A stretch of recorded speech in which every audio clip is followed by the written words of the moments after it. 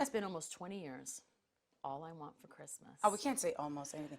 It's Since been. it's been, but I wrote the song "All I Want for Christmas." Yes, and you need to remind people that because the kids out there have to be Well, re-educated even the sometimes. adults have no idea. Like a lot of them are like that never heard of me, and then they heard the song "All I Want for Christmas." They thought it was an older song, like from the 1950s or something that I just remade. But when I wrote and worked on my first Christmas album, which I was like, "Are you sure?" It's pretty early in my career to be doing a Christmas album, and everybody was like, "Yes, it'll be great, la la la." But never did I expect this song to do what it's done. And just because I love Christmas, the secret. They're like, "What's the secret with the holiday?" Yeah.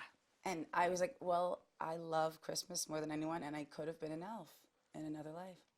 Well, that's an interesting quote to take away from it. I'm sorry. I was just watching Elf with Will Ferrell. I watch movies like that to get into the Christmas spirit. That's one of my favorite. You know, you got to have that No, holiday you have to. Christmas. You know, the 30 Miracle on 34th Street, and You've all got those cheesy, you've got things. funny, you've got giving. But here's the thing about this particular song. I mean, it's been in, obviously in Love Actually. Like, we've seen it everywhere.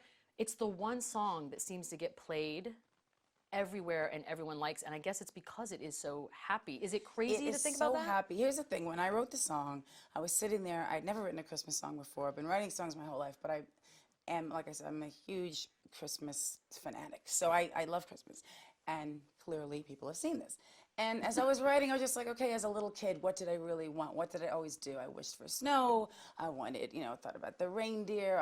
Every day, like the 12 days of Christmas, which is what we've been doing here with giving back. And so when people ask me about the song, and so many people have covered the song now, it's like, All I Want for Christmas Is You was my little attempt at just like, this is me as a kid, sort of, and I was pretty much still a kid, to have written that song, just saying any old thing, and it's so kitsch, but it's like fun. It's fun. It is what it is. It's festivity. That's what I call it. It's festivity. It is a song. So there's a little guy here today, Jesse, who is cannot speak, and it's part of your 12 Days of Christmas. But this song apparently is what gets him to light up, which is that crazy for you to hear that?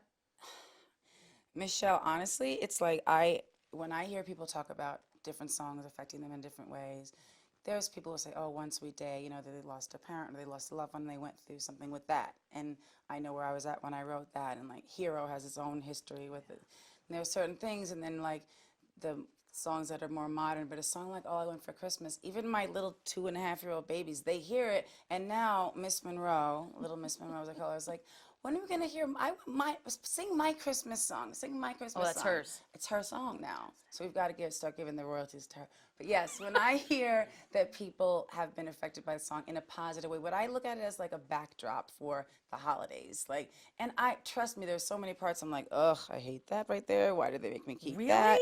Well, because it was before I had full control over everything on the record, and somebody might be like, no, just leave that note.